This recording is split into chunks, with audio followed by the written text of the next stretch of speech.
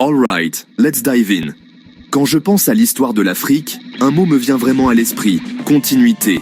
À travers les siècles, à travers les empires, à travers les frontières changeantes. Les nouveaux visages, l'histoire de l'Afrique, c'est avant tout l'art de tisser l'ancien avec le nouveau. Revenons un peu en arrière. Dans les temps anciens, l'Égypte, le Kouch, l'Aksum, ils ont bâti des monuments, ils commerciaient l'or, le sel, et créé un art qui nous inspire encore aujourd'hui. Mais ce qui est incroyable, ce n'est pas seulement ce qu'ils ont construit, c'est aussi la façon dont leurs idées et leur culture ont perduré, même lorsque de nouveaux royaumes sont apparus. Prenons les villes d'Afrique de l'Ouest. Alors que les influences islamiques se propageaient, les érudits africains ont intégré leurs propres traditions. Pensez à Tombouctou, où les bibliothèques et les universités grouillaient de vie.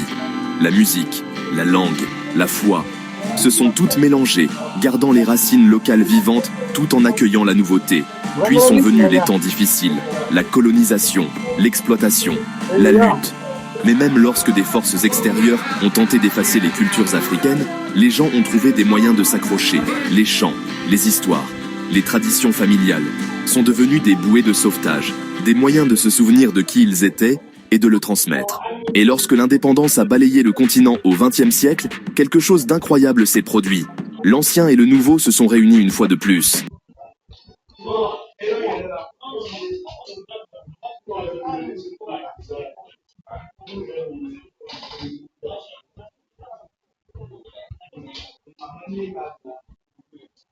À Achebe, des musiciens comme Fela Kuti, des activistes du Ghana à l'Afrique du Sud, ont tous montré au monde.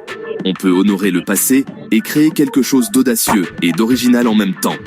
Même aujourd'hui, l'histoire de l'Afrique est une histoire de continuité. Les rythmes de l'afrobeats, la sagesse des proverbes, la façon dont les communautés se rassemblent, le fil de l'histoire est toujours là. Alors quand vous regardez l'Afrique, ne voyez pas seulement une carte ou une chronologie, voyez une histoire vivante, une histoire qui s'étend des pyramides au présent, toujours en mouvement, toujours durable. C'est ce qui rend l'histoire de l'Afrique si puissante. Il ne s'agit pas seulement de ce qui s'est passé, mais de la façon dont les gens continuent d'avancer, portant leur passé avec fierté et façonnant l'avenir avec espoir. Merci d'avoir regardé. Si vous voulez entendre d'autres histoires comme celle-ci, abonnez-vous et rejoignez-moi la prochaine fois pour un nouveau chapitre de l'incroyable voyage de l'Afrique.